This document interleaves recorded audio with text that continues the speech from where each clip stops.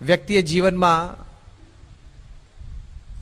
ધીરજ રાખીને કાર્ય કરવું જોઈએ, ધીરજ રાખીને વ્યવહાર કરવો જોઈએ, ધીરજ રાખીને વર્તન કરવું જોઈએ. તો એના ફળ કદાચ કોઈ ઉત્તમ બુદ્ધિશાળી વ્યક્તિ હોય, કોઈ હાઈલી ટેલેન્ટેડ વ્યક્તિ હોય, એને જેવું પ્રાપ્ત થાય છે એવું ધૈર્યવાન પુરુષને પ્રાપ્ત થાય છે. પણ અત્યારે બધા જ વિચારકોનું એવું માનવું છે કે અન્ય સદગુણો તો બરાબર, પણ બે સદગુણો તો સંપૂર્ણ મૃતપ્રાય છે, ટોટલી ડેડ. એક ટોલરન્સ અને બીજું પેશન્સ. આ બે સદગુણો થોડાક પણ કેળવાય તો વ્યક્તિગત જીવનથી માંડીને કૌટુંબિક વ્યવહારિક જીવનમાં શાંતિ અને સફળતા પ્રાપ્ત થાય. ટોલરન્સ એટલે સહન શક્તિ, પેશન્સ એટલે ધીરજ. એ બે ક્ષણ માટે પણ આપણે રહેતા નથી, કારણ કે જમાનો બહુ ફાસ્ટ થઈ ગયો. સમાજ બહુ ઝડપી ગતિ આગળ વધી રહ્યો છે દરેક ક્ષેત્રમાં, એટલે વ્યક્તિ ધીરજ ગુમાવી બેઠો છે. એવું કહેવાય છે કે this are the times of double incomes but more divorces. અત્યારે ઇન્કમ ડબલ થઈ ગઈ, પતિ પત્ની બંને કમાતા થઈ ગયા, પણ છૂટાછેડાના દર પણ વધી ગયા. This are the times of fancier houses but broken homes. ઘર બધા બહુ ફેન્સી બનાવે, આર્કિટેક્ટ્સ બધા, ઇન્ટિરિયર ડિઝાઇનર્સ બધા ભેગા થઈને, fancier houses but broken homes. ઘર તૂટેલા. This are the times of broader highways but narrower view points. Highway બધા બહુ પહોળા થયા, પણ માણસનો દ્રષ્ટિકોણ બહુ સંકુચિત થઈ ગયો.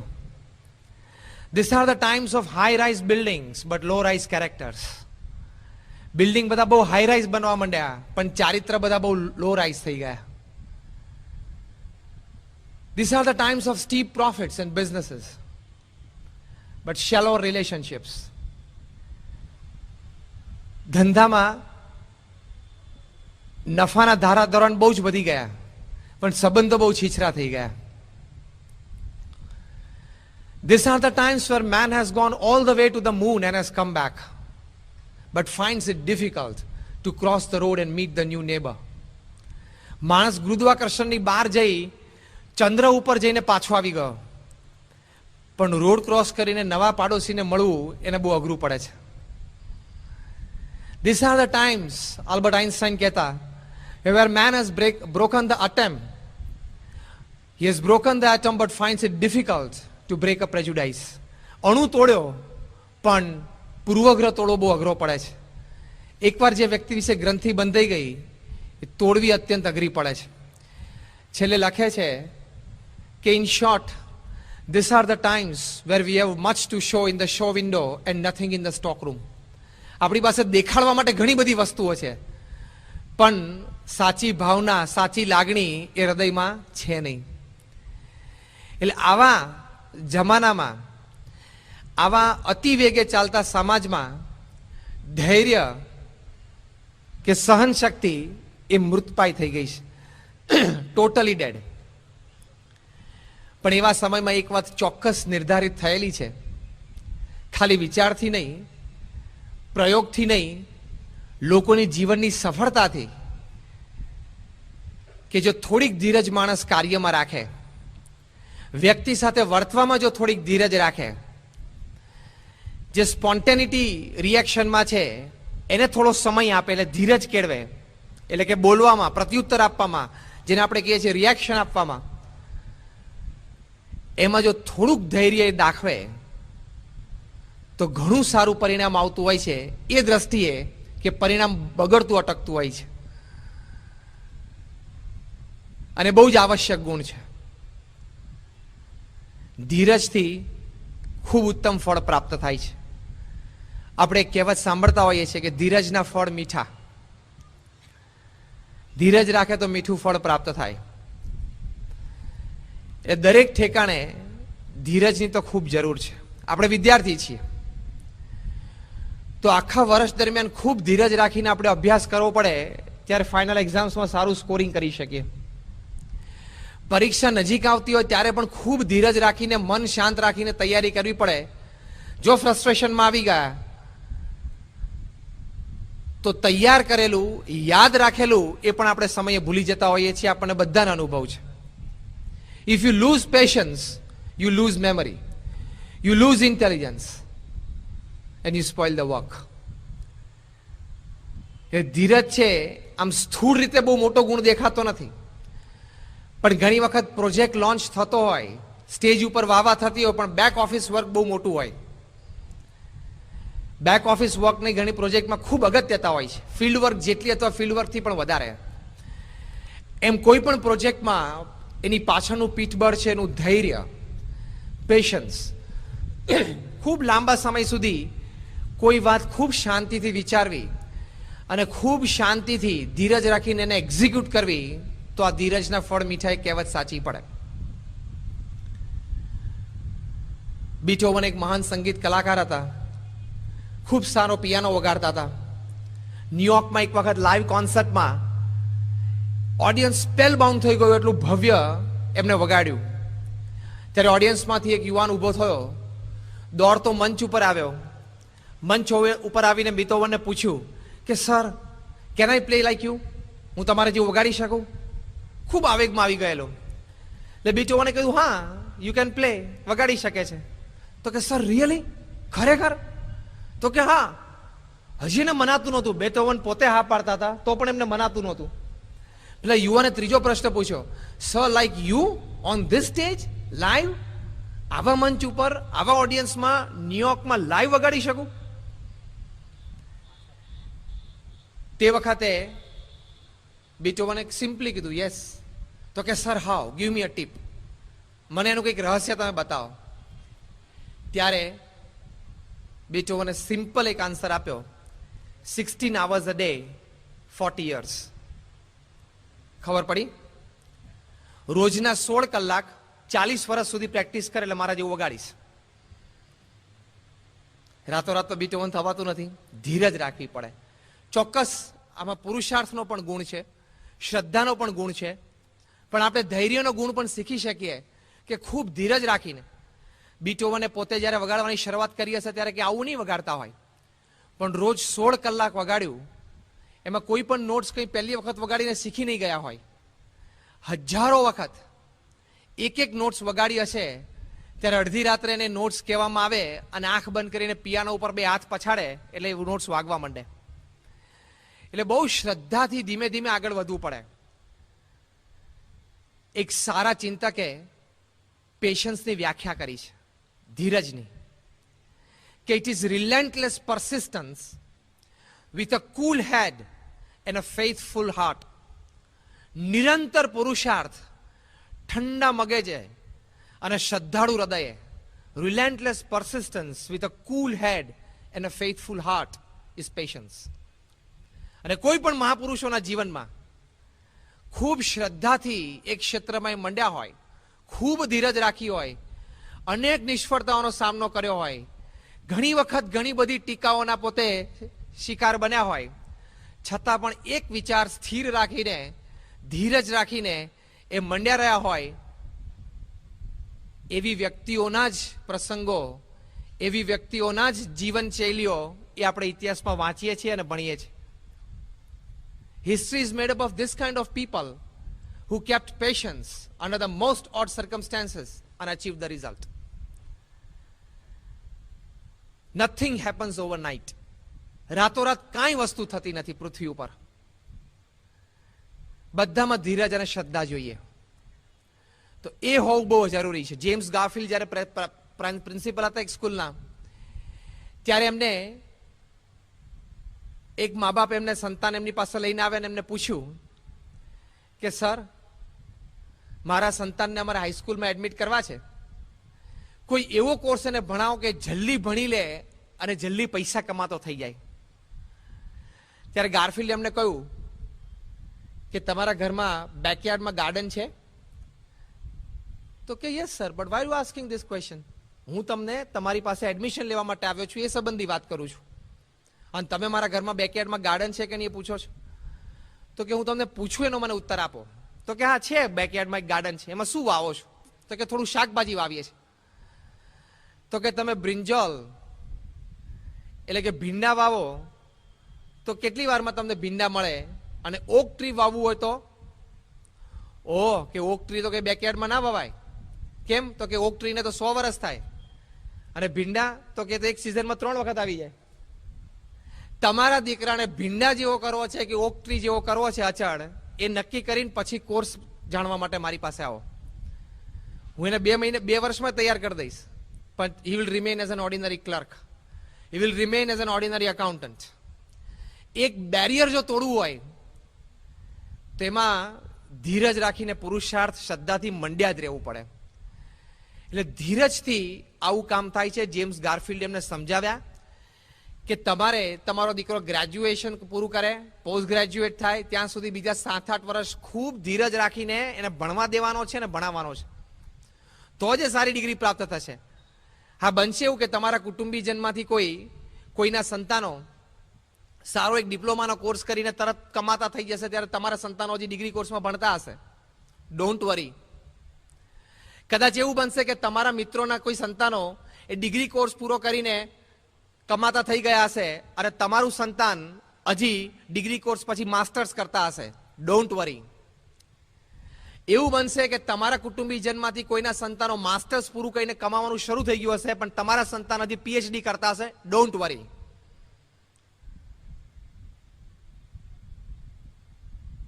ગારફિલ્ડે વાત કરી કે જેટલા વર્ષ એ વધારે ભણવામાં કાઢશે એટલા જ મહિનામાં, જેટલા વર્ષ વધારે ભણવામાં કાઢશે એટલા જ મહિનામાં એ એનાથી નીચેની એક ડિગ્રીને પોઝિશન, પાવર અને ફિનાન્સમાં ઓવરટેક કરી નાખશે. અને ઇટ ઇઝ અ ફેક્ટ. એટલે ધીરજ રાખીને કામ લેવું પડે. આપણે બધા વિદ્યાર્થીઓ બેઠા છે, પહેલી ધીરજ ભણવામાં રાખવાની, ખૂબ સારું ભણવાનું. અને ભણ્યા વગર તો કિંમત જ નથી બહાર. There is no value.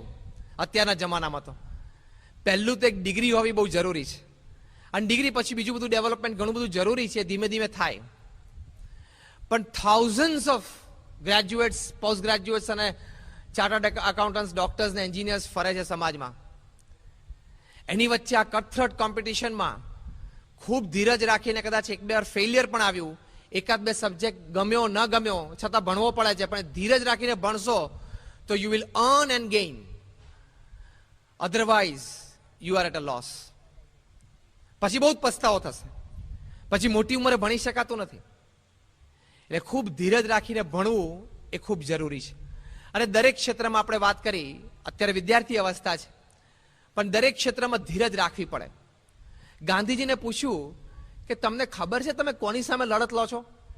You are fighting the mightiest military power in the world, the Britishers. આખી પૃથ્વી પર એનું રાજ છે. તમે એક મુઠ્ઠીભર હાડકાવાળી વ્યક્તિ આ અંગ્રેજ સલ્તનત સામે તમે શું કરી શકશો? એને પાયા પાતાળે છે.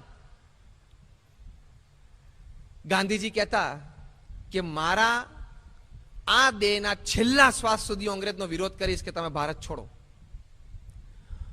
હું ધીરજ નહીં હારું, હું શ્રદ્ધા નહીં છોડું. અને મંડ્યા રહ્યા, જે આપણે વ્યાખ્યા સાંભળીએ, relentless persistence with a cool head and a faithful heart. એ મંડ્યા રહ્યા તો હજારો ને લાખો લોકો એમની ચળવળમાં જોડાણા. એમની વિચારધારા સાથે પોતાની વિચારધારા એક કરી, એમના વચનને શિર આંખો પર ચડાવી અને અંગ્રેજો સામે લડત લીધી અને ભારતને આઝાદી મળી. એ ગાંધીજીની ધીરજ. ઘણા બધા આંદોલનો શરૂ કરતા અને અંગ્રેજો ક્રશ કરી નાખતા, જેલોમાં નાખી દેતા. ગાંધીજી અનેક વખત જેલમાં ગયા છે. એમનો કોઈ વાર્તાલાપ બાર સાથે, સમાજ સાથે ન થાય. એમના બીજા બધા સાથીઓ સાથે કોઈ પત્ર વ્યવહાર ન થઈ શકે. એકલા રહેવું પડે જેલમાં, પણ એમને ધીરજ છોડી નહીં, શ્રદ્ધા છોડી નહીં અને મંડ્યા રહ્યા તો ભારતને આઝાદી મળી. આ સંસ્થા જેમને સ્થાપી એ બ્રહ્મ સ્વરૂપ શાસ્ત્રીજી મહારાજ, એ તો ધીરજનું મૂર્તિમાન સ્વરૂપ કહેવાય. અક્ષર પુરુષોત્તમની મૂર્તિઓ પધરાવવી એક જબરજસ્ત મોટું કાર્ય હતું, અતિ વિકળ કાર્ય હતું, બહુ જ ડિફિકલ્ટ હતું. છતાં એમણે ધીરજ રાખી કે ના, વાત સાચી છે અને હું મંડ્યો રહીશ તો આ કામ થશે. અને થયું. ગઢડા મંદિરના આપણે ઘણા બધાએ દર્શન કર્યા હશે. ટેકરા ઉપરનું મંદિર, 33 વર્ષ સુધી એમણે ધીરજ રાખી. પ્રમુખ સ્વામી મહારાજે દિલ્હી અક્ષરધામ માટે 34 થી 35 વર્ષ સુધી શ્રદ્ધા રાખી. પણ એ ધીરજ રાખી મંડ્યા રહ્યા. Again remember the words, relentless persistence with a cool head and a faithful heart. એ મંડ્યા રહ્યા તો દિલ્હીનું અક્ષરધામ એ ભવ્ય આજે આપણને દર્શન થાય છે. એ પ્રમુખ સ્વામી મહારાજનું ધીરજનું એક પ્રતીક છે. પ્રમુખ સ્વામી મહારાજે જે ધૈર્ય દાખવ્યું 35 વર્ષ સુધી, એનું એ મૂર્તિમાન સ્વરૂપ છે. અનેક વિઘ્નો આવ્યા, ઘણા બધા પ્રશ્નો આવ્યા, ઘણા બધા ખોટા લોકો પણ આપણને જમીન સંપાદનથી માંડીને બધા નાના મોટા સરકારી દરબારી કામમાં મળી ગયા. ઘણા બધા ખોટા રસ્તે પણ દોરવ્યા, પણ છતાં દરેક પ્રશ્ન ઉભો થઈને સમાધાન કરવાની શ્રદ્ધા, સમાધાન કર્યું, સમાધાન મળ્યું અને આગળ ચાલતા ગયા. Under all obstacles, Pramukh Swami moved forward and we can see the beautiful Akshardham today. એટલે અક્ષરધામ એ પ્રમુખ સ્વામી મહારાજનું જે ધૈર્ય, એમના હૃદયમાં અપાર જે ધીરજ છે, એનું એ પ્રતીક છે. તો દરેક મહાપુરુષો એમને જીવનમાં પોતાના કાર્યની સિદ્ધિ માટે ખૂબ ધીરજ રાખી છે અને ધીરજથી આગળ વધ્યા છે, તો ખૂબ સારું કામ થયું છે.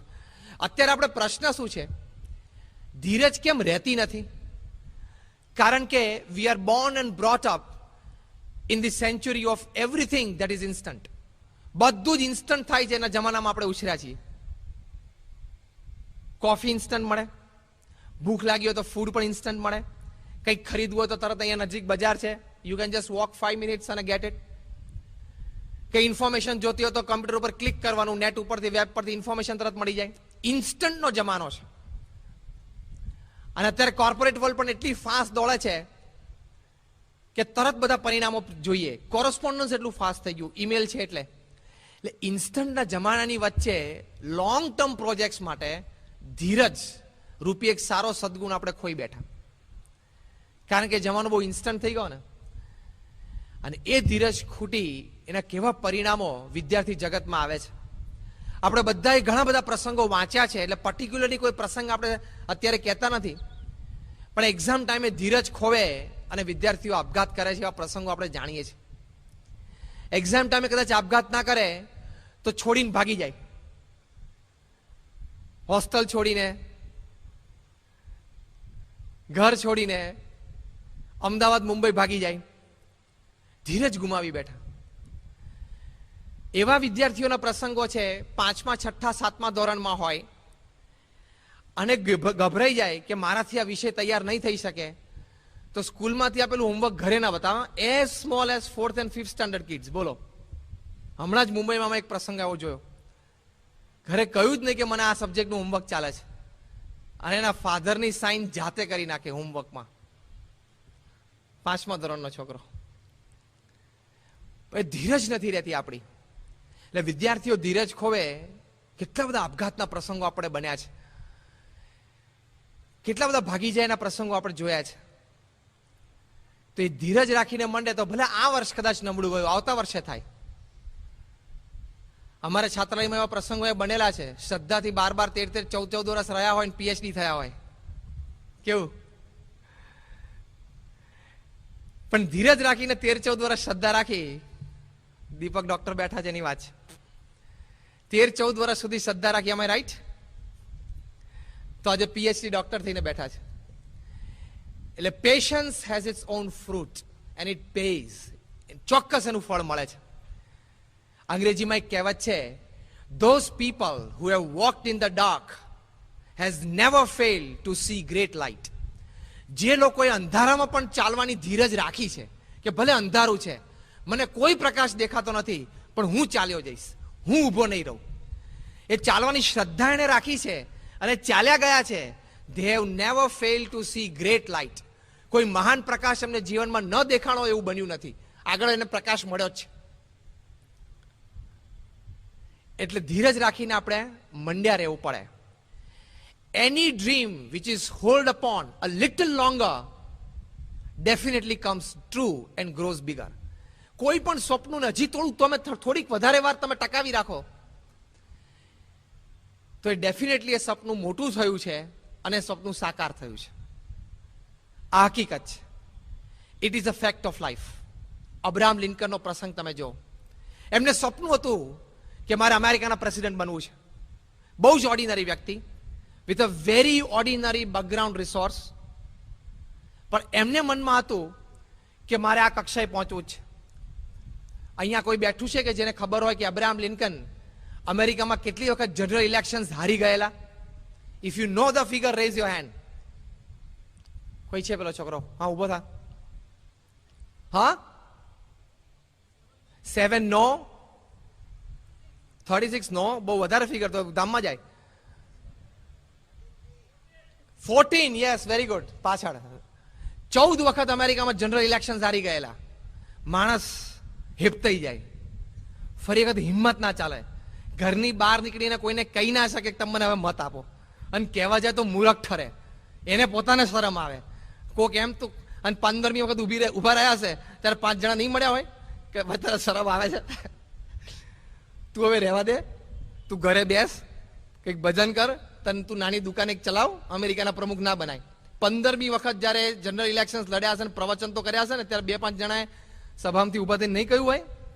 બધા પ્રસંગો બન્યા છે, પણ એમને ધીરજ રાખી કે one day I want to become the president of US. એક જ વાત, 15મી વખત જનરલ ઇલેક્શન જીત્યા અને અમેરિકાના પ્રમુખ બન્યા. અને today he is considered to be one of the best presidents of America ever. આજે અમેરિકાના પ્રેસિડન્ટ બેરાક ઓબામા એમની ઓફિસમાં એમની સામે અબ્રાહમ લિંકનની મૂર્તિ રાખે છે. એમને પૂછ્યું કેમ? તો કે આ વ્યક્તિ પાસે જીવનની ઉત્તમ પ્રેરણાઓ પ્રાપ્ત થાય એવી હકીકતો છે, એમના જીવનની એવી હકીકતો છે. કપરી પરિસ્થિતિઓમાં માણસ બેસી જાય, ઊભો ન થઈ શકે, ત્યારે પણ અબ્રાહમ લિંકને જે કામ કરી બતાવ્યું એ મારી માટે પ્રેરણારૂપ છે, એવું બેરાક ઓબામા કહે છે. તો ધીરજથી એ માણસે આ ઘણી બધી સિદ્ધિઓ પ્રાપ્ત કરી છે, અને ધીરજથી કામ થાય છે. અત્યારે 100 મીટર્સ મેન્સ સિંગલ્સ ચેમ્પિયન કોણ છે? કોને નામ ખબર છે? Don't speak, just raise your hands. 100 metres હમણાં જ વર્લ્ડ ચેમ્પિયનશિપ્સ પૂરી થઈ. 100 મીટરની દોડમાં the fastest man on earth, પૃથ્વી ઉપર સૌથી ઝડપી વ્યક્તિ કોણ બન્યો? આઈ એમ સરપ્રાઇઝ કે સભામાં ફક્ત 50 જ આંગળીઓ ઊંચી છે, બાકીને એમને એમ ના કરતા, હવે એમને ઊંચી થવા માંડી બીજી 50. ઓકે, સમબડી ટેલ મી. ઉસેન બોલ્ટ કેટલી સેકન્ડ્સમાં 100 મીટર્સ દોડ્યો? બોલો, ઉભા થઈને પાછળથી કોઈ બોલો. 9.58 seconds.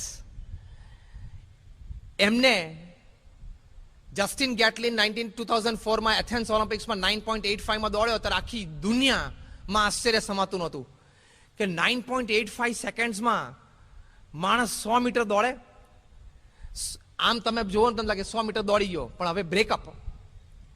Two run 100 metres in 9.85. હું પેલા જસ્ટિન ગેટલિનની વાત કરું, 2004 એથેન્સ ઓલિમ્પિક્સમાં 100 મીટરમાં 9.85. હું કહું છું 10 સેકન્ડ પણ ગણો, 10 સેકન્ડ ગણાય જ નહીં તો મેડલ જતું જ રહે, પણ 10 સેકન્ડ ગણો તો 1 સેકન્ડમાં કેટલું દોડવાનું?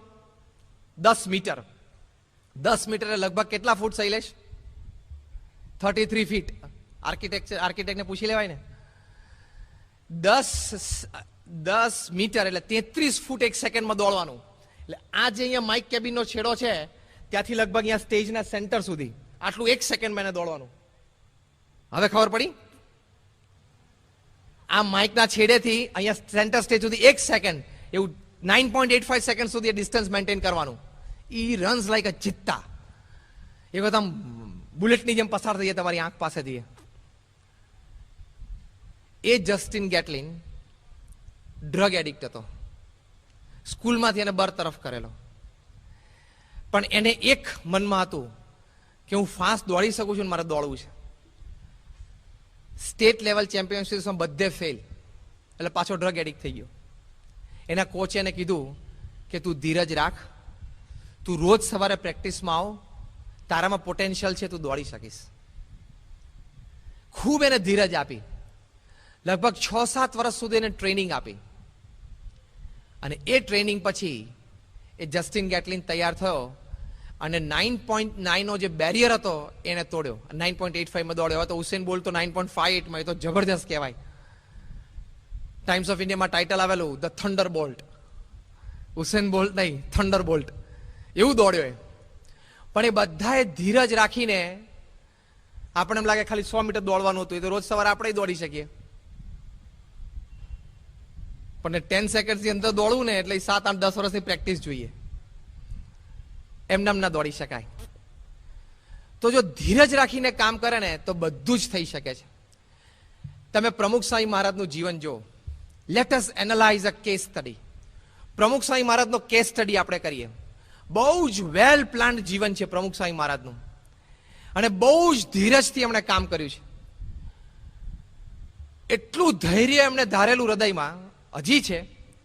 એમની વાણીમાં, એમના વર્તનમાં, એમના નિર્ણયોમાં એટલું બધું ધીરજ એમણે રાખી અને શ્રદ્ધાથી મંડ્યા તો આજે BAPS ને one of the largest NGOs of the world એ બનાવી શક્યા. છેલ્લા 38-39 વર્ષની એમની કારકિર્દી ગુરુપદેની જોઈએ તો એમાં એક બહુ જ મોટો ગુણ, અનેક સદગુણોની વચ્ચે એ સીધો આપણને આંખે વળગે એમનું ધૈર્ય છે. કેટલી બધી પ્રવૃત્તિ એમણે કરી. વ્યક્તિગત જીવનની દ્રષ્ટિએ પ્રવૃત્તિ, પત્ર લેખન કે મુલાકાત જોઈએ, પધરામણી કે સભા જોઈએ, અને જાહેર જીવનમાં પણ જાહેર બધા પ્રસંગો, આવી સંસ્થાઓ બધી ઊભી કરવી. એ વ્યક્તિગત જીવનમાં અને જાહેર જીવનમાં અત્યંત ધીરજ રાખીને એમણે કાર્ય કર્યું તો બહુ જ મોટું પરિણામ પ્રાપ્ત થયું. જબરજસ્ત એમને એક્ટિવિટી કરી છે. ભવિષ્યમાં નોટ સ્કાય બટ પ્રમુખ સ્વામી ઇઝ ધ લિમિટ એવું કહેવાશે. વિચાર તો કરો કે એક વ્યક્તિ એમના જીવનમાં 6 લાખથી વધારે પત્રોના વાંચીને જવાબ આપે, 3 લાખથી વધારે ઘર, ઓફિસ, દુકાન કે ફેક્ટરીમાં પધરામણીઓ કરે, 2 મિલિયન પીપલ, 20 લાખ લોકોને વ્યક્તિગત મળે, એમના પ્રશ્નો સાંભળે, સમજે અને એ પ્રમાણે ઉત્તરમાં આશીર્વાદ, આશ્વાસન કે માર્ગદર્શન આપે. કોઈ વ્યક્તિ 35 વર્ષ સુધી રોજ સવારે ધૈર્ય ધારીને 40 મિનિટ શાંતિથી ભગવાનની ભક્તિ, ઠાકોરજીની પૂજા કરે, રોજ સાંજે સત્સંગ સભામાં 1 થી 1.5 કલાક બેસે, અને આટલી મોટી સંસ્થા, 800 થી પણ વધારે મંદિર, 830 થી પણ વધારે સંતો, 70 થી પણ વધારે હોસ્પિટલ, સ્કૂલ્સ, હોસ્ટેલ્સ, કોલેજીસ બન્યા અને ઇન ધ મેકિંગ, એ ઊભું કરે અને સક્સેસફુલી રન કરે. એ વ્યક્તિએ કેટલી ધીરજ રાખીને નિર્ણયો લીધા હશે, કેટલા બધા પ્રોન્સ એન્ડ કોન્સની વચ્ચે નિર્ણયો લીધા હશે. વિવિધ પ્રકૃતિવાળા બધા નાના મોટા સંતો, હરિભક્તો, કાર્યકર્તાઓની વચ્ચે રહીને બધાના મન પ્રમાણે પોતાનું મન એ સેટ કરીને સમય, વિસ્તાર, આયોજન, વ્યવસ્થા એની વચ્ચે પોતાનું મન ખૂબ ધીરજતાથી ગોઠવીને એમણે આખી સંસ્થાને આ ક્ષેત્ર ઉપર દોરી ગયા. કેટલી ધીરજ એમણે ધારી હશે. He is the idol of patience. ધીરજનું એ મૂર્તિમાન સ્વરૂપ છે. આપણે અબ્રાહમ લિંકનની વાત કરી, ઇઝ ગ્રેટ. જસ્ટિન ગેટલિનની વાત કરી, ઇઝ ગ્રેટ. જેમ્સ ગારફિલ્ડ કે બેટોવનની વાત કરી, ઇઝ ગ્રેટ. એમ અત્યારે આપણી સામે મૂર્તિમાન પ્રમુખ સ્વામી ઇઝ ગ્રેટ. એમનું જે પેશન્સ ને ધૈર્ય છે એ જબરજસ્ત છે. કોઈ દિવસ આંકડા ઉતાવળા થયા નથી, એટલે કોઈ દિવસ ખોટા નિર્ણયો લીધા નથી, કોઈ દિવસ કોઈ વ્યક્તિ સાથે વર્તવામાં આંકડા ઉતાવળા થયા નથી, એટલે કોઈ સાથે સંબંધ બગડ્યા નથી. એ રીતે જે એમણે ધીરજ રાખીને સંસ્થા ચલાવી છે એ બહુ જ અદ્ભુત કહેવાય. તો એમના જીવનમાંથી એઝ અ કેસ સ્ટડી આપણે શીખવું છે કે ધીરજ કેવી રીતે કેળવાય. Because the best decisions you take if you have patience. હમણાં જ ગયા જ મહિને અમેરિકામાં શિકાગોમાં ફોર્બ્સ 500 કંપનીઝ, જે ટોપ 500 કંપનીઝ છે એના HR મેનેજર્સની મીટિંગ હતી, એક સેમિનાર હતો.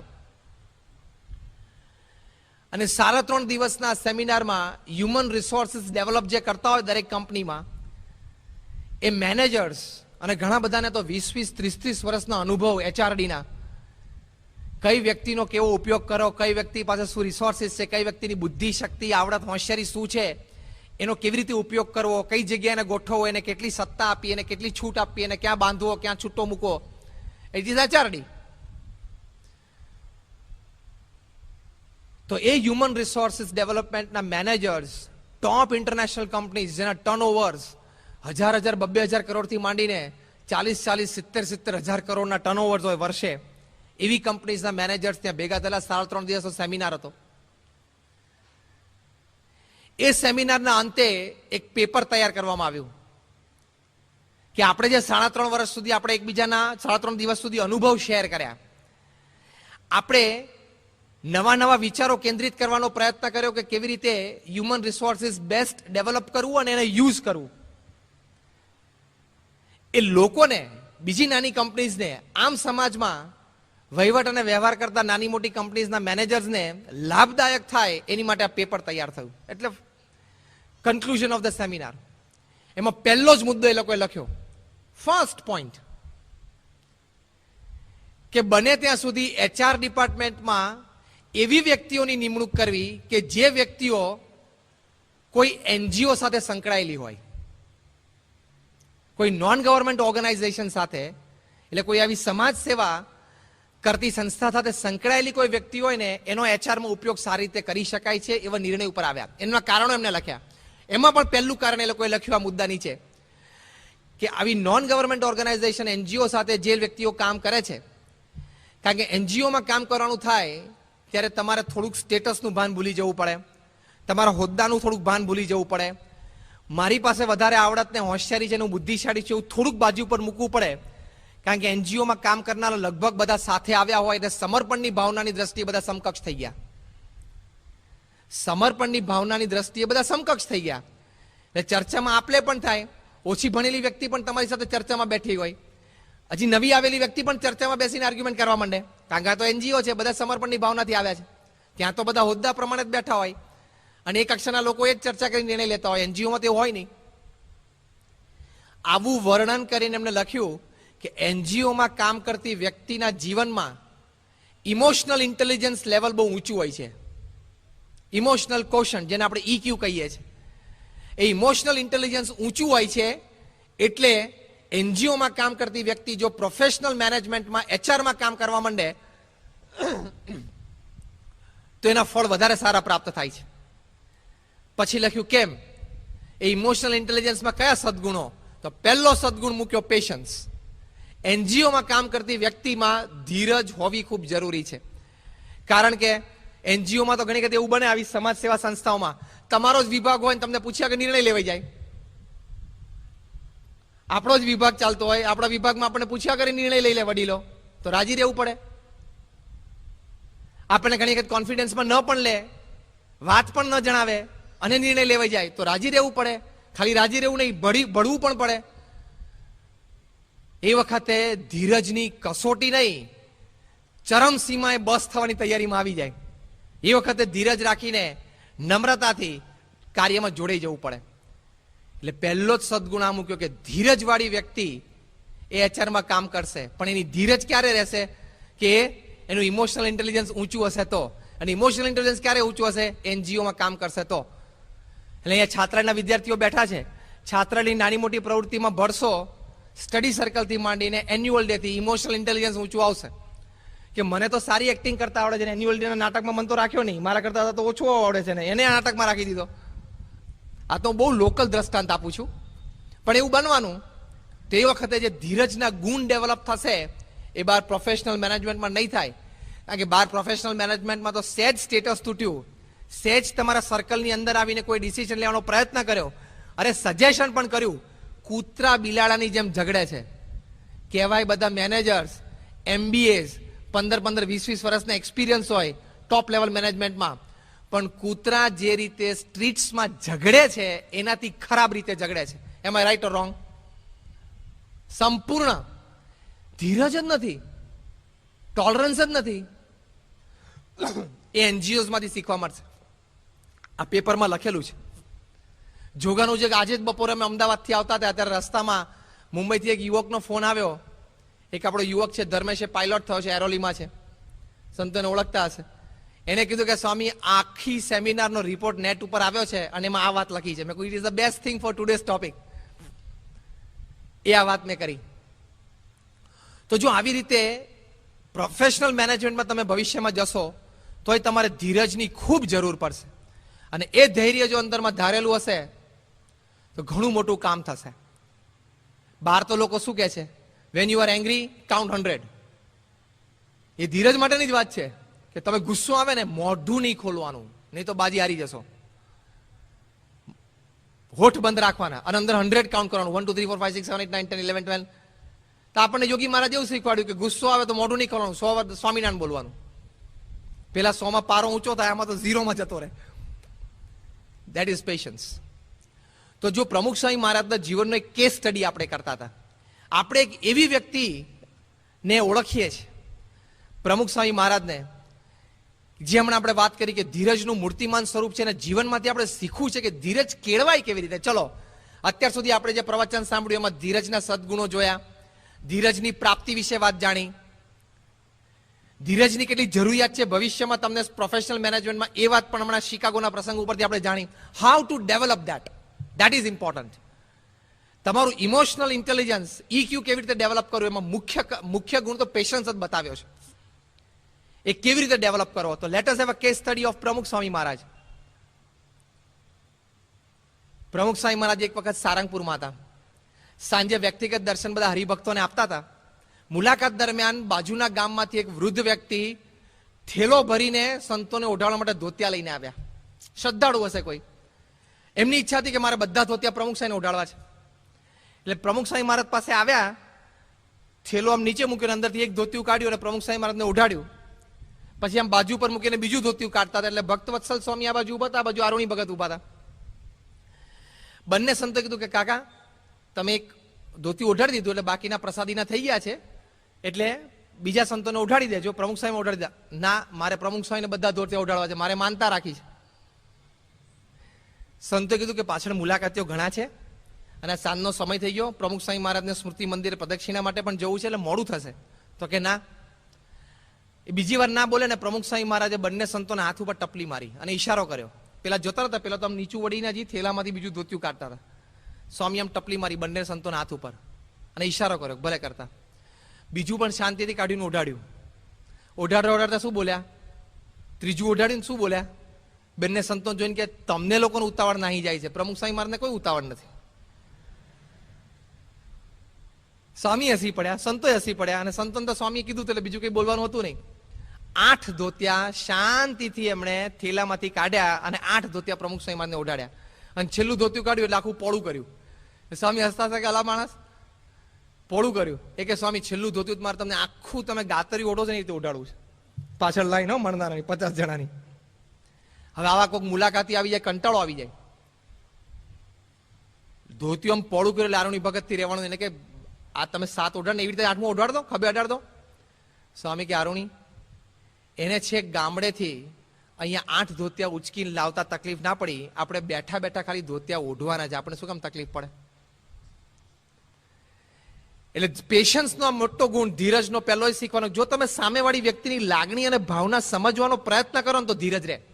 C how to develop patience. એમાં પહેલો પોઈન્ટ આ છે કે તમે જે વ્યક્તિના સંપર્કમાં આવ્યા, જે વ્યક્તિ સાથે કામ કરો છો, જે વ્યક્તિ સાથે તમારે રાત દિવસ ગરોબો છે, એ વ્યક્તિની લાગણી અને ભાવના થોડો સમજવાનો પ્રયત્ન કરો. Go beyond the words, go beyond the action. એ વ્યક્તિનું જે સ્થૂળ શબ્દો અને સ્થૂળ ક્રિયાઓ દેખાય છે એનાથી થોડાક પાછળ જઈને એની લાગણી અને ભાવના સમજવાનો પ્રયત્ન કરો તો ધીરજ રહેશે. લાગણી અને ભાવના દરેક સ્થૂળ ક્રિયાની પાછળ બૌદ્ધા તો સાચા ને સારા જ હોય છે. એ સમજશો એટલે તરત ધીરજ રહેશે. સ્વામી બોલ્યા, સ્વામી કે ચેક ત્યાંથી ઉચકીને લાવવામાં તકલીફ ના પડી, આપણે બેઠા બેઠા ખાલી ધોતિયા ઉડાડવા શું તકલીફ પડે. જો આ સમજણ, એની લાગણી અને ભાવના પ્રમુખ સ્વામી મહારાજ સમજી શક્યા. એટલે આ પહેલો સદગુણ આપણે કેળવવાનો પ્રયત્ન કરીએ. મુખ્ય આપણે ધીરજ કેળવવું છે, જેનાથી બહુ ઉત્તમ પરિણામો આપણને જીવનમાં પ્રાપ્ત થશે. તો લાગણી અને ભાવનાનો વિચાર. પ્રમુખ સ્વામી મહારાજ એક વખત સાંકરીમાં હતા. 1995નો પ્રસંગ છે. લંડનમાં સ્વામિનારાયણ મંદિરની ભવ્ય પ્રતિષ્ઠા થઈ, પછી વિચરણ કરતા કરતા ભારત આવેલા અને સાંકરીમાં હતા તે વખતનો આ પ્રસંગ. સ્વામીશ્રી જમતા હતા ને એક સંત છે, એ આપણું મંથલી મેગેઝિન સ્વામિનારાયણ પ્રકાશ એ વાંચતા હતા ને એ સ્વામિનારાયણ પ્રકાશ લંડન પ્રતિષ્ઠા મહોત્સવનો વિશેષાંક હતું. એમાં બધા જ પ્રકારના પ્રસંગો લખેલા હતા. હવે જે સંત વાંચતા હતા એ મૂળ વિસ્તાર એમનો પૂર્વાશ્રમનો કાઠિયાવાડ, એટલે અમુક લઢણ, અમુક શબ્દ પ્રયોગમાં એમને ફેર પડી જાય. એટલે જ્યારે એવી વાત આવી કે લંડન મંદિરમાં નાના બાળકો, બાળ બાલિકા, કિશોર કિશોરીઓ બધાએ પથ્થર ઘસવાની સેવા કરી, તો ઘસવાના બદલે ત્યાં જે પોપ્યુલર વર્ડ હોય કે પોલિશ, એટલે શું લખેલો કે પથ્થર પોલિશ કરતા હતા. એટલે સ્વામિનારાયણ પ્રકાશમાં પણ એ પોલિશ શબ્દ વપરાનો, ગુજરાતીમાં લખેલો હતો, ઇંગ્લિશમાં નહીં પણ પોલિશ. હવે સંતને આપણે સમજીએ કે ઘણા બધાને શ અને સ એના વચ્ચે ભેગું થઈ જતું હોય. લીટીવાળો શ અને મીંડાવાળો શ કહેવાય ને આ સ કહેવાય, પણ ભેગું થઈ જાય. એટલે સંત વાંચતા તો વાંચે કે પથ્થર પોલીસ કરવાનો છે, પોલીસ. એટલે પહેલી વાર બોલે એમ આપણે જેમ બધા હસ્યા એમ સાથે બેસવાના કદાચ 5-7 સંતો છે ને સહેજ એક હસવું આવી ગયું. કોઈ બેચારી હરિભક્તો બેઠા હશે. સ્વામી તો આમ નીચું જોઈને જમતા હતા. બીજી વખત પાછું 1-2 ફકરા પછી પાછો શબ્દ આવ્યો. એટલે પાછા પેલા સંતોએ વાત કરી કે દર શનિ રવિ હરિભક્તો પણ પથ્થર પોલીસ કરવા માટે આવતા હતા. એટલે પાછા બધા હસ્યા.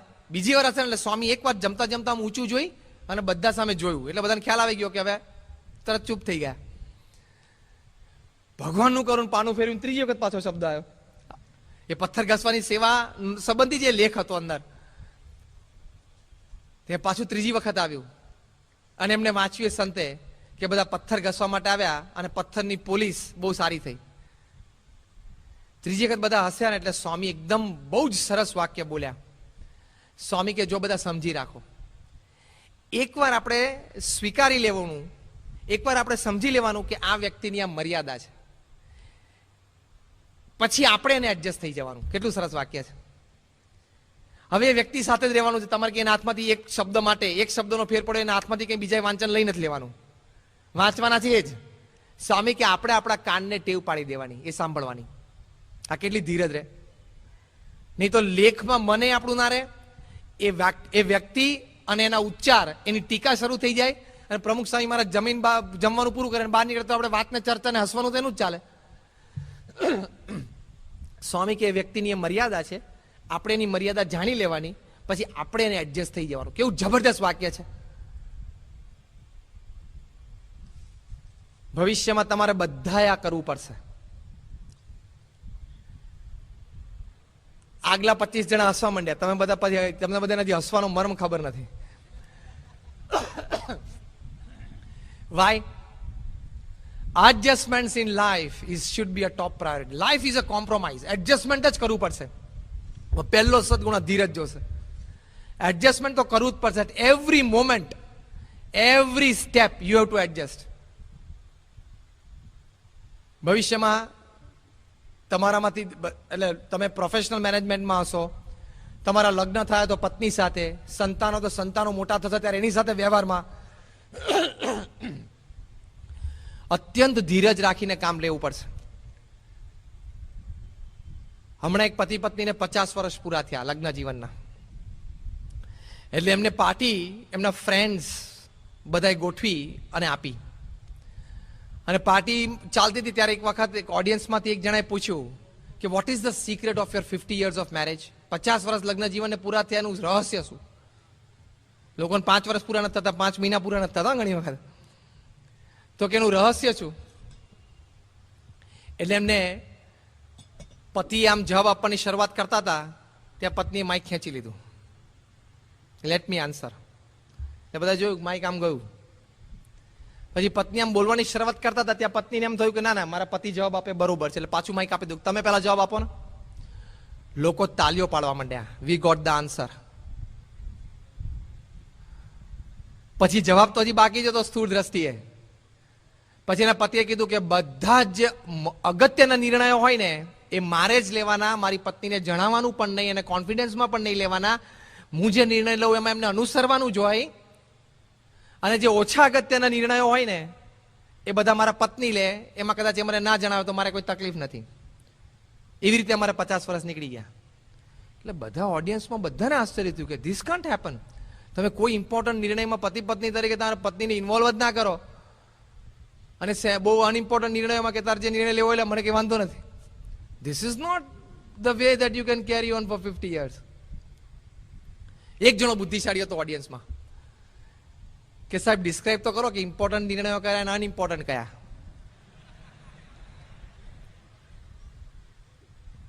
એટલે પછી એના પતિએ કીધું કે જે અગત્યના નિર્ણયો હોય, અરે જે ઓછા અગત્યના નિર્ણયો હોય કે જેમાં મારી પત્નીએ મને ઇન્વોલ્વ કરવાની જરૂર નથી, એ નિર્ણય લે ચાલશે. એ કયા? તો કે કયો ફ્લેટ લેવો એ નિર્ણય લે, કઈ ગાડી લેવી એને નિર્ણય લેવાનો, ઘરમાં જે કંઈ staff, domestic help, servant, driver રાખવાનો એ નક્કી કરે.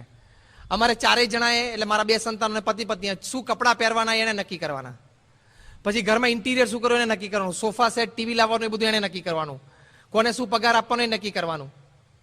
ઘરમાં મારે સેલરી લાવીને આપી દેવાનો એને, પછી સેલરીનો વહીવટ ને વ્યવહાર બધો એ કરે. મારે પણ પૈસા વાપરવા જોતા એની પાસે લઈ લેવાના. પછી અમારા સગાવાલામાં નાના મોટા સારા નરસા પ્રસંગે શું વ્યવહાર કરવો એ પણ બધું એને નક્કી કરવાનું. એ જે કરે વ્યવહાર થાય. આવા બધા જે ઓછા અગત્યના નિર્ણયો છે ને એ બધા એ લે. એમાં હું માથાકૂટ કરતો નથી. હવે બધાને આશ્ચર્ય થયું કે હવે તો અગત્યના નિર્ણયો કયો બાકી રહેવા જેમાં તમારે નિર્ણય લેવાના. એટલે એને કીધું કે અગત્યના નિર્ણયો જેમાં મારે મારા વાઈફને કોન્ફિડન્સમાં લેવાની કોઈ જરૂર નથી અને હું જાતે નિર્ણય લઉં અને એને અનુસરવાનું જ હોય એ કયા? અમેરિકા ઈરાક સાથે યુદ્ધ કરવું કે નહીં? હું કહું ના કરવું જોઈએ. એટલે કે ભલે ના જ કરાય. ખબર પડી?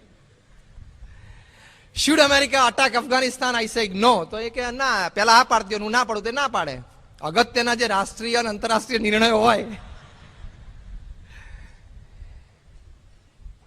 એમાં હું જે કહું એ થાય. અને ઓછા અગત્યના નિર્ણયો જે અમારા કુટુંબના હોય 4 દિવસના એ બધા એ લે. બધા બહુ હસ્યા. પછી એ લોકોએ વાત કરી કે એકબીજા અમે જ્યારે કોઈ નાનો મોટો નિર્ણય ઉતાવળે લઈ લીધો હોય ત્યારે અમે કોઈ દિવસ એકબીજાને ક્રોસ કર્યા નથી. We have accepted it. લેવાઈ જાય નિર્ણય. પતિ પત્નીમાંથી કોઈ પણ લેવાઈ જાય કે નિર્ણય લીધો કુટુંબ સંબંધી તો ઓકે. કોઈ મેજર અમુક 2-5 ડિસિશન્સ જ લાઈફમાં એવા હોય છે કે તમે તમારા લાઈફ પાર્ટનર સાથે ચર્ચા કરો અને એમાં ડિસિશન લો. બાકી બીજા બધા રૂટીન ડિસિશન્સમાં અગર કોઈ નિર્ણય લઈ લીધો તો કેરી ઓન, મોટું મન રાખી લેવાનું. એમાં ક્યાં ખોટો નિર્ણય બહુ લીધો છે? તમારો નિર્ણય કદાચ એનાથી થોડો વધારે સારો હશે પણ હવે એક લેવાઈ ગયો છે નિર્ણય તો થવા દેવાનો. કઈ ખોટ તો છે નહીં એમાં. પેશન્સ, ધીરજ રાખવી પડે. એ ધીરજ રાખે તો કામ થાય. સોક્રેટ્સ એક વખત મિત્રો સાથે કેઝ્યુઅલી બેઠા હતા અને ચર્ચા કરતા હતા. એમાં એના પત્ની પસાર થયા કે તમને કમાવાનું કઈ ભાન નથી, બુદ્ધિ વગરના છો, ઘરમાં પૈસા નથી, બેસો છો ને આખો દાડો શું બધી જ્ઞાન ચર્ચાઓ કર્યા કરો છો. સોક્રેટ્સ તો કઈ બોલ્યા નહીં. ખબર હતી કે એના પત્નીનો સ્વભાવ છે જ. થોડી વાર થઈને એટલે પાછળથી એઠી દાણ માથા ઉપર આવી. એટલે બધાને આશ્ચર્ય થયું કે આ એઠી દાણ ક્યાંથી આવી? સોક્રેટ્સ કે હંમેશા વીજળીના કડાકા થાય ને પછી વરસાદ આવે જ. અહીંથી વીજળીના કડાકા થયેલા એટલે ખબર હતી જ હમણાં વરસાદ આવશે. બેસો આપણે શાંતિથી, નાવાનો ટાઈમ થાય તો નહીં આવશું. ધીરજ. પ્રસંગો બનશે જ when you are a married person. તમે કુટુંબ ચલાવો છો, નાના મોટા પ્રસંગો દરેક સ્ટેપ પર રોજ બનશે. એ વખતે ધીરજ રાખવી પડશે. જો ધીરજ રાખે તો કામ આગળ ચાલી ગયું. એટલે આપણે ટોક ફ્રોમ 2 પોઈન્ટ્સ. પ્રોફેશનલ તમે જ્યારે બનશો ત્યારે પણ ધીરજ રાખવી પડશે નિર્ણયો લેવામાં, અને એઝ અ ફેમિલી મેન પણ તમારે ખૂબ ધીરજો રાખવી પડશે. ધીરજ કે નિર્ણયો લેવામાં તો જ આગળ કામ ચાલશે. તો ધૈર્ય એ બહુ જ મોટો સદગુણ છે જે પ્રમુખ સ્વામી મહારાજના જીવનમાં આપણને ડગલે ને પગલે દેખાય છે કે ખૂબ ધીરજ રાખીને એમણે શ્રદ્ધાથી કામ કર્યું છે. 2 મુદ્દા આપણે જોયા ધીરજ કેળવવાના. પહેલો મુદ્દો કયો યાદ રહ્યો? કેવી રીતે ધીરજ કેળવાય એનો પહેલો મુદ્દો? કોઈને યાદ નથી? સામેવાળી માણસની લાગણી અને ભાવના સમજવાની. બીજો મુદ્દો શું કયો?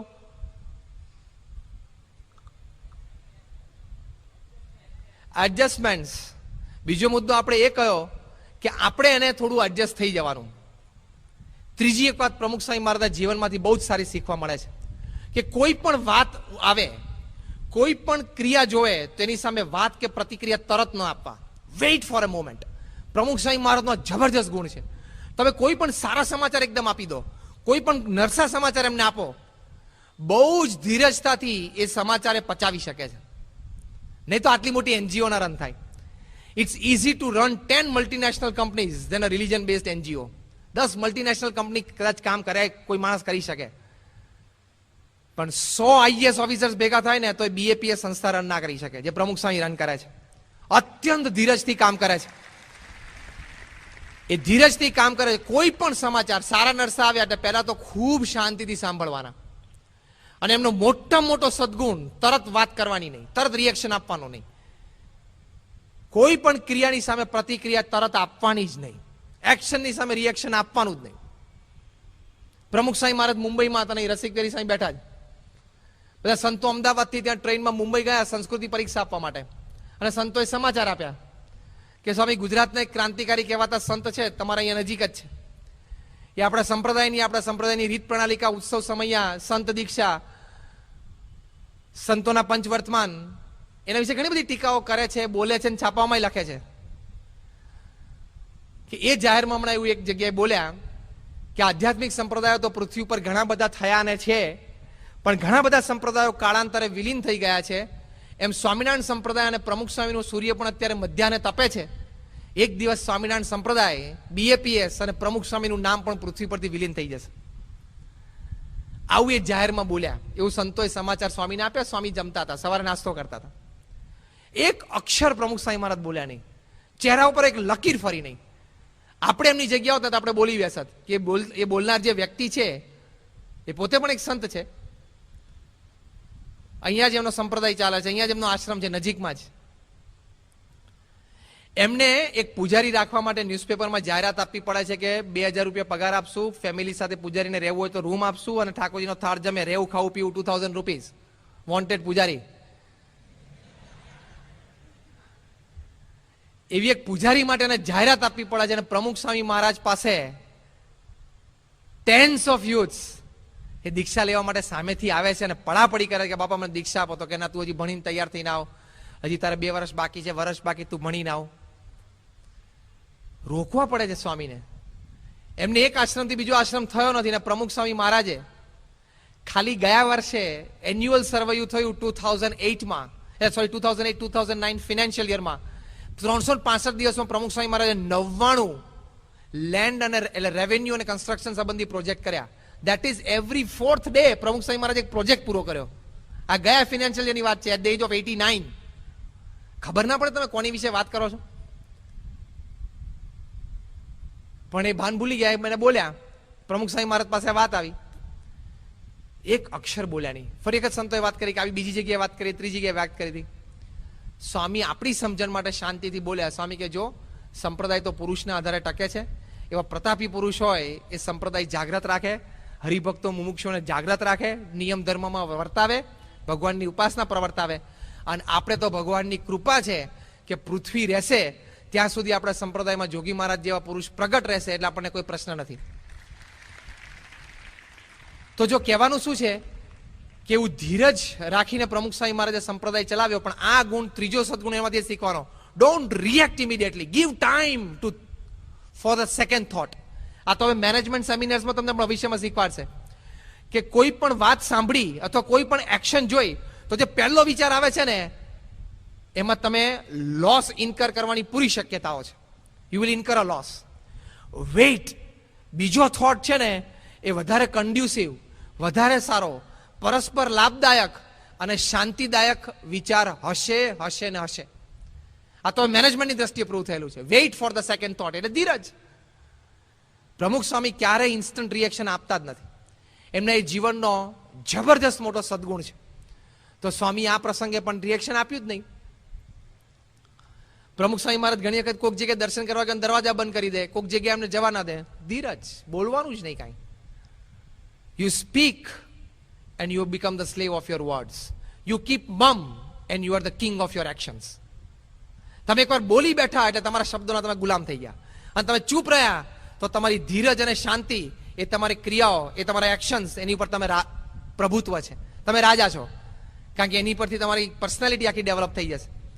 તો સ્વામીના જીવનમાં આ એક મોટો સદગુણ આપણને જોવા મળે છે. એટલે બહુ જ ધીરજતાથી પ્રમુખ સ્વામી મહારાજ કામ કરે છે. આ 3 મોટા સદગુણો એવા છે કે કેળવવાનો પ્રયત્ન કરીએ તો એનો રાજા સમા સદગુણ, એ ધૈર્ય એમના એ આપણા જીવનમાં આવતું હોય છે અને એ દ્વારા બહુ જ સારું કામ થતું હોય છે. ચોથી એક વાત, it is a fact of life, જીવનની એક હકીકત છે કે અપમાનજનક પ્રસંગો આપણા જીવનમાં બનવાના જ છે. આપણું અપમાન થાય, આપણી પ્રતિષ્ઠા ગવાય, આપણે શર્મિંદા થવું પડે, એવા પ્રસંગો દરેકના જીવનમાં બને છે. From somebody living in Dharavi to the president of America. બધાના જીવનમાં અપમાનજનક પ્રસંગો બને છે. યસ ઓર નો?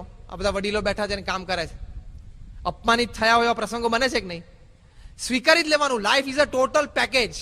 તમે ભવિષ્યમાં સારી એક્ઝિક્યુટિવ તરીકે કામ કરશો તો પેકેજ ડીલ આવશે, આખી પેકેજ ડીલ આવશે. તમને આટલું સેલરી, આટલા પર્ક્સ, આટલું તમને હાઉસ રેન્ટ, કાર અલાઉન્સ, આખું પેકેજ હોય. એમ life is a 70-year package. એ પેકેજમાં બધું જ આવશે. અત્યંત માન પણ મળશે, અપમાન પણ થશે, લાભ પણ થશે અને ખોટ પણ જશે. કોક વખત એક્સિડન્ટમાંથી બચી પણ જશો અને કોક વખત વગરમાં કે એક્સિડન્ટમાં આવી પણ જશો. બને કે ના બને? યસ ઓર નો? તો પછી તો પેકેજ જ એક્સેપ્ટ કરી લેવાનું. અપમાનજનક પ્રસંગો બનવાના જ છે અને બનશે જ. હવે ખબર જ છે કે બનવાના જ છે અને બનશે જ, તો એ વખતે ધીરજ શું કામ ગુમાવી? બી પ્રિપેર્ડ ફોર ઇટ. પ્રમુખ સાંઈ મહારાજ જાંભામાં કથા કરતા હતા, સાયમ સભામાં પ્રવચન આપતા હતા. અન્ય સભા કાર્યક્રમો પૂરા થયા, છેલ્લે એમના આશીર્વાદનો સમય હતો, પણ સમય જરા ઓવરશૂટ થતો હતો. જે માઇક સિસ્ટમ લઈને આવેલો એ વ્યક્તિ, એને આપણા કાર્યકરને કીધું કે જો મારે તો માઇક સિસ્ટમ લઈ લેવી છે, મારે તાત્કાલિક ગામમાં બીજે છે કારણ એક ફંક્શન ત્યાં આ સિસ્ટમ વાપરવાની છે. આપણે કાર્યકરે સમજાયું કે આ અમારા ગુરુ છે પ્રમુખ સાંઈ મહારાજ, એ મુખ્ય વ્યક્તિ છે, એમના આશીર્વાદ સાંભળવા લોકો આવ્યા છે, એમના નામથી બધા સભામાં આવ્યા છે, આ સભાનો મુખ્ય કાર્યક્રમ જ આ છે. મારે તો માઇક જોઈએ, પાછું મારો ટાઈમ થઈ ગયો છે, 10 મિનિટ વધારે થઈ ગઈ. એક વાર્તાલાપ કરતા હશે, પેલા કાર્યકરે માંડ એને સમજાવ્યા. ત્યાં બાજુમાં કોઈ બીજા હરિભક્ત કાર્યકરને બોલાવ્યા, કારણ કે હાર તોરણનું લિસ્ટ પાછું હોય ને છેલ્લે. સ્વામીના આશીર્વાદ પતે એટલે કોણ કોણ ક્યાં ગામના મુખ્ય છે અને હાર પહેરાવાનો હોય, બીજું ત્રીજું હોય. તે સહેજ આગળ પાછા ગયા, ત્યાં સુધી પેલા માઇક સિસ્ટમ વાળો જે છોકરો હતો ચાલ્યો નજીક અને જઈને પ્રમુખ સાંઈ મહારાજ પાસે જઈને કે તમારું પ્રવચન પૂરું કરી દો, હવે માઇકનો ટાઈમ પૂરો થઈ ગયો. લઈને જતો જ રહ્યો. આ માઇક લઈને જતો જ રહ્યો, ચાલવા જ માંડ્યો. કેવું અપમાન થઈ જાય. સ્વામી ખળખાળ હસી પડ્યા. સ્વામી કે ચલો હવે આશીર્વાદ પૂરા થઈ ગયા, બધા આવી જાઓ વ્યક્તિગત દર્શનમાં. ઇમિડિયેટ કેટલી ધીરજ રાખી હશે એમણે, કેટલું કુલ હેડ રાખ્યું હશે એમણે, તો કેટલું જબરદસ્ત અપમાન કહેવાય ને. માણસ હલી જાય. આ તો હમણાં પાણી આપવા ચિઠ્ઠી કહેવાય છે 8:30 સુધી ચાલુ રાખો તો વાંધો નથી, વધારે 10 મિનિટ. પણ ધારો કે માઇક લઈ ગયો હોત તો અહીં સુધી તો આવી જ ગયેલો, માઇક સુધી તો આવી જ ગયેલો, લઈને જતો રહ્યો હતો.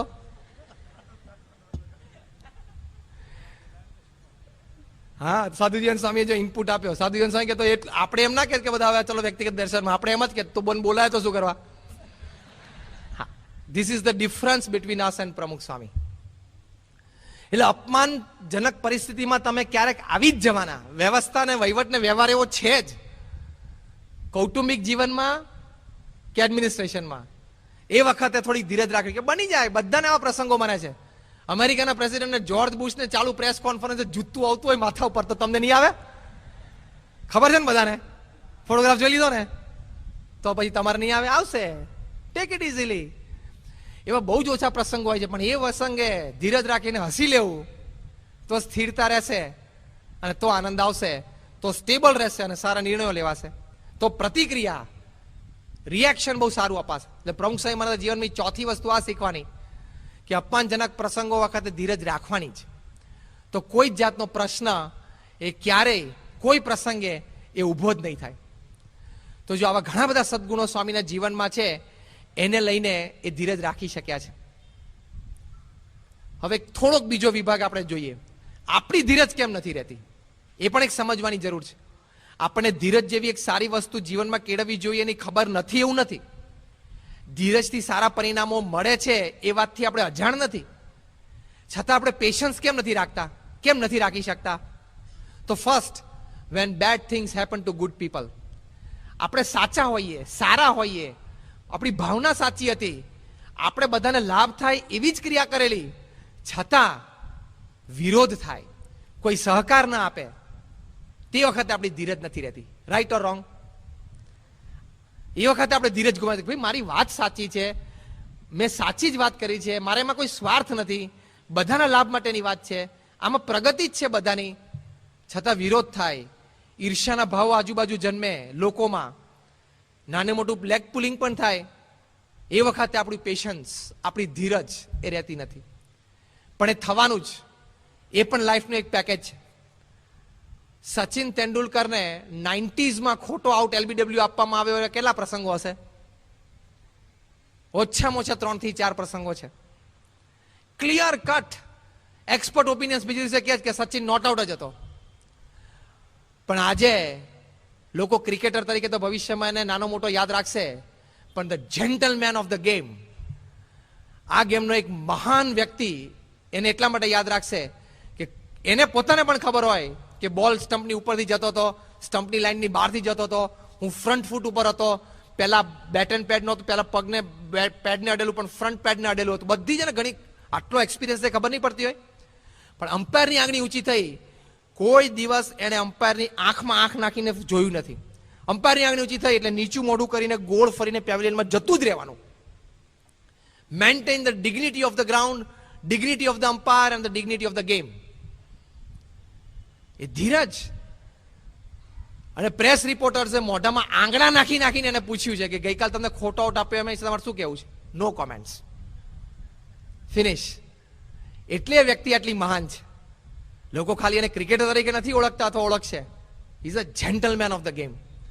તો ધીરજ તો રાખવી જ પડશે. ખોટું થશે જ, ચોખ્ખો અન્યાય થશે, સિદ્ધાંત છે. અને તમે કોઈ સંપ્રદાયમાં રહ્યા હોય, કોઈ સંસ્થામાં રહ્યા હોય, નિસ્વાર્થ સેવા કરતા હોય, ત્યાં અન્યાય, ઉપેક્ષા અને પક્ષપાત ફેસ કરવા જ પડશે, સિદ્ધાંત છે પૃથ્વી ઉપર. એમ જ ઘડતર થાય.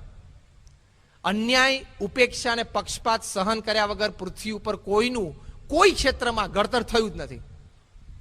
It is a bottom line. ઘડતર એનાથી જ થાય છે. આપણા ઉત્સાહ પ્રમાણે આપણે કામ કરીએ એનાથી ઘડતર છે. આપણને સારી તકો પ્રાપ્ત થાય જીવનમાં એનાથી ઘડતર છે.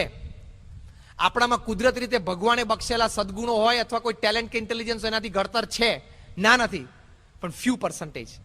ખરું ઘડતર તો તમે અન્યાય, ઉપેક્ષા અને પક્ષપાત એ સહન કરીને છતાં ધીરજ રાખીને શ્રદ્ધાથી મંડ્યા રહો એમાં જ છે. That is where patience comes in to existence. તો when bad things happen to good people, Pramukh Swami મહારાજને એરોમાં મંદિર બાંધવું હતું લંડનમાં, સદભાવના જ હતી, દરેકને એક સારી જ વસ્તુ આપી હતી, છતાં આજુબાજુના લોકોએ વિરોધ કર્યો, સહી ઝુંબેશ કરી, કોર્ટમાં રજૂઆત કરી અને મંદિર ના થઈ શક્યું. પ્રમુખ સ્વામી મહારાજની આટલા ધ્રામાતન સમાચાર મળ્યા કે સ્વામી આપણે હેરોનો કેસ હારી ગયા. પ્રમુખ સ્વામી મહારાજની મોઢાની લકીર ફરી નહીં. પૂજ્ય વિવેક સાગર સ્વામી પાસેથી આ પ્રસંગ આપણે સાંભળીએ છીએ. એ વખતે ત્યાં જ હતા, એમણે સમાચાર આપ્યા. સ્વામી બહુ શાંતિથી, બપોરે સમય હતો એમનો આરામમાં શાંતિથી ગયા, નસકોરા બોલવા માંડ્યા. સ્વામી કે જેવી ભગવાનની ઈચ્છા, આપણે પ્રયત્ન કરી લીધો, પછી જેવી ભગવાનની ઈચ્છા, ક્યાંક બીજે બેસવું હશે, ફરી એક જ પ્રયત્ન. કેટલી ધીરજ, કેટલી ધીરજ. ફરી એક જ પ્રયત્ન કરશું, ફરી એક જ કરશું, થશે. અને થયું. તો નિષેધમાં આપણે સર્વોપરી મંદિરના દર્શન કરીએ છીએ. તો ધીરજ. આવા પ્રસંગો બને, અન્યાય, ઉપેક્ષા, પક્ષપાતના પ્રસંગો બની જાય ત્યારે, અને એવા પ્રસંગો જીવનમાં જૂજ જ આવે છે અને આવકારવા જોઈએ. Let it come. આપણું દૈવત અંતરમાં કેટલું છે ખબર તો પડે. એટલે ધીરજથી એ બહુ જ મોટું કામ થાય છે. It is a fact of life. So ધીરજ નથી રહેતી એનું પહેલું કારણ આ કે when bad things happen to good people.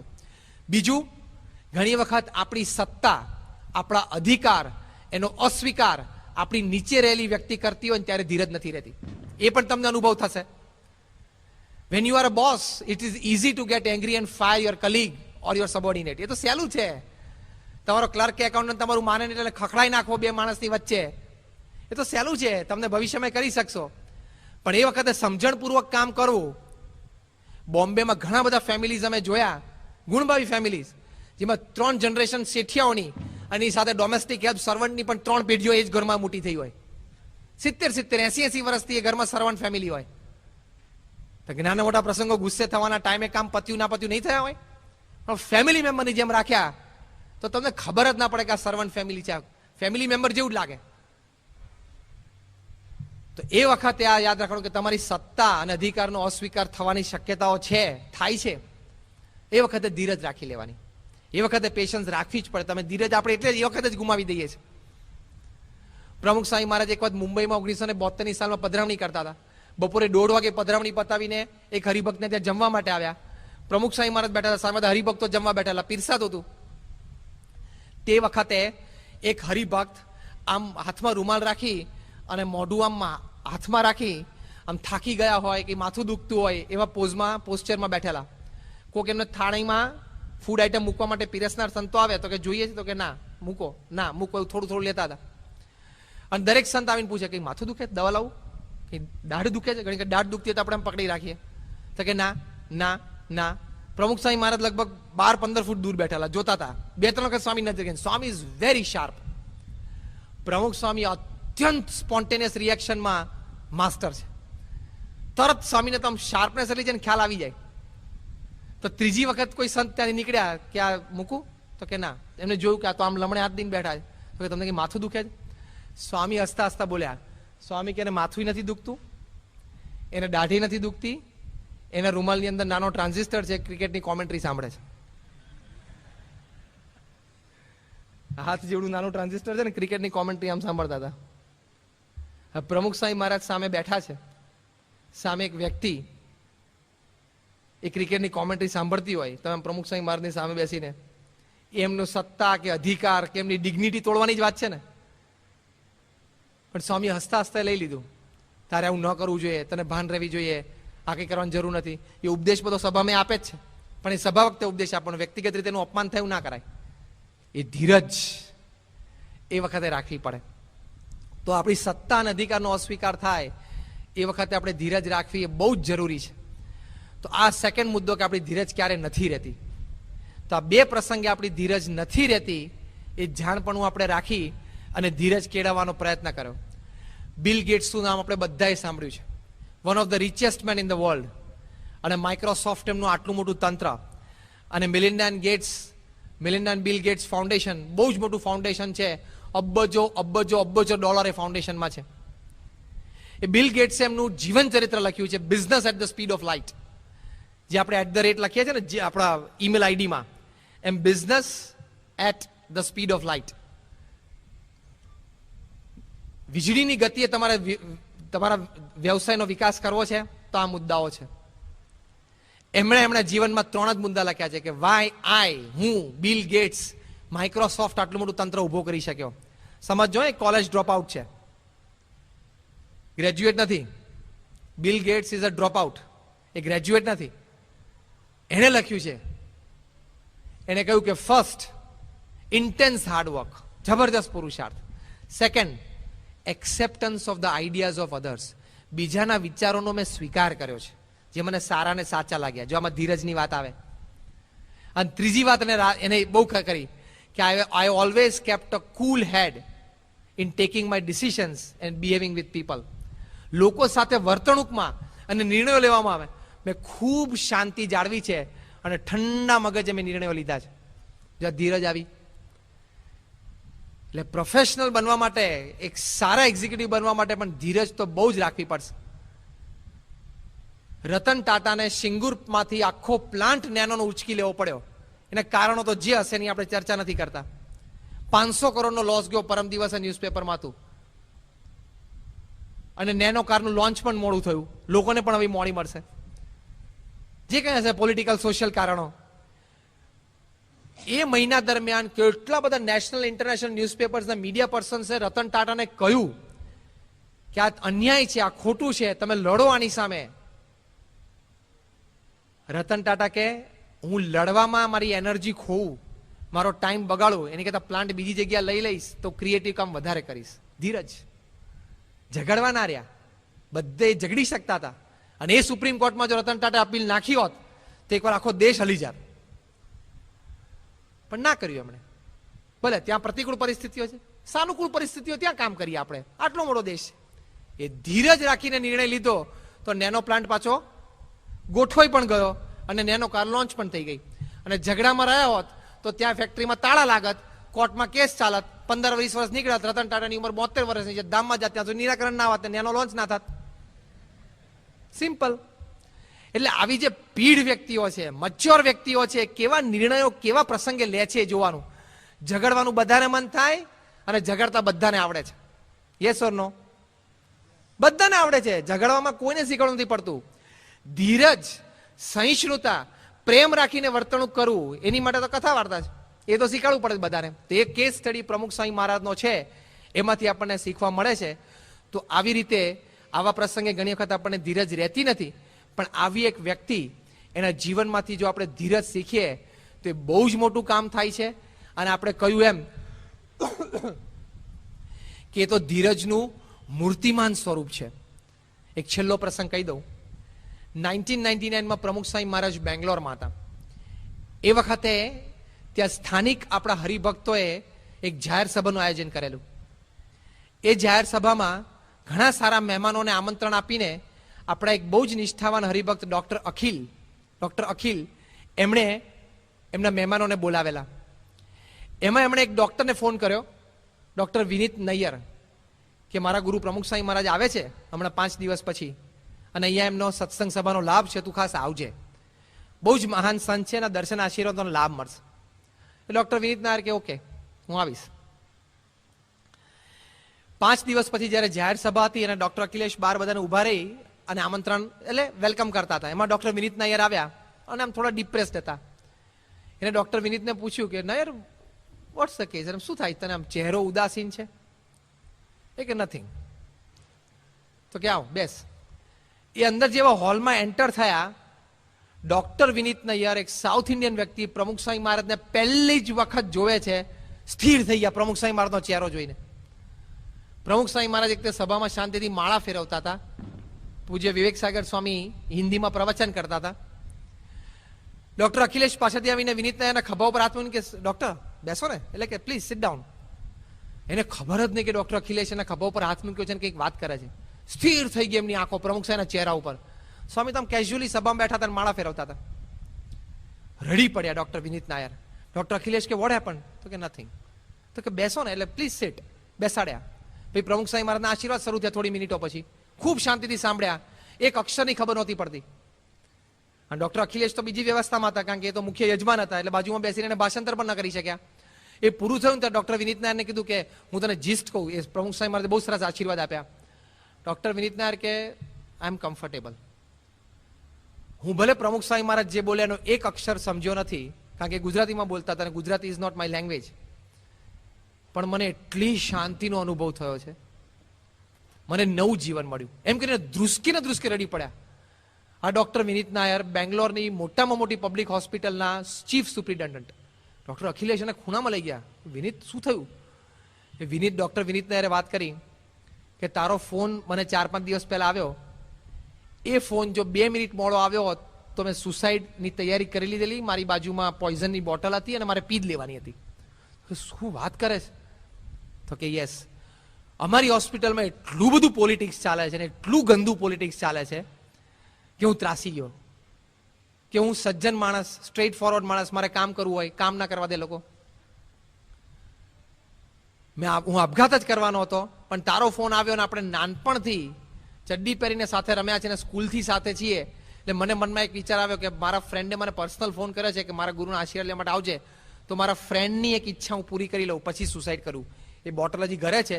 અત્યારે સભામાંથી જઈને મારે બોટલ પીવાની જ હતી, પણ વેન આઈ સો પ્રમુખ સ્વામીઝ ફેસ, પ્રમુખ સાહેબનો ચહેરો મેં જોયો, એમની આંખો મેં જોઈ અને એમનો અવાજ સાંભળ્યો, મારા આપઘાત કરવાના બધા જ વિચારો શમી ગયા, નષ્ટ થઈ ગયા, and I am not committing suicide. કેમ? તો કે મને એવા વિચારો જાગવા માંડ્યા કે જો હું થોડીક ધીરજ રાખીશ, આ સમય અત્યારે જે હોસ્પિટલમાં પોલિટિક્સ ચાલે છે એ સમય કંઈ કાયમ એવો નહોતો. પહેલા 10 વર્ષ પહેલા કંઈ હું હતો ત્યારે કંઈ આ કક્ષાનું પોલિટિક્સ નહોતું ચાલતું, અને 2-4 વ્યક્તિઓ લીધે ચાલે છે, આગી પાત થશે તો પાછું સરખું થઈ જશે. મારે થોડીક ધીરજ રાખવી પડશે. થોડોક સમય જો હું કાઢી જાઉં ને તો નહીં વાંધો આવે.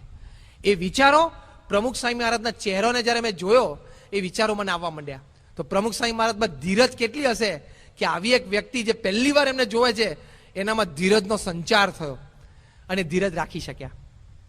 તો આવી રીતે આવા પ્રસંગે એ ધીરજ રાખી શકે એનું કારણ કે એમને પ્રમુખ સ્વામી મહારાજ એમના દર્શન થયા.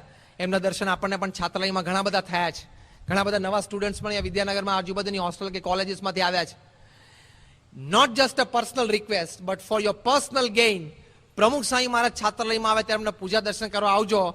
thousands of experience by his one darshan, people have gained hundreds of things in life which you will never gain in your books and teaching.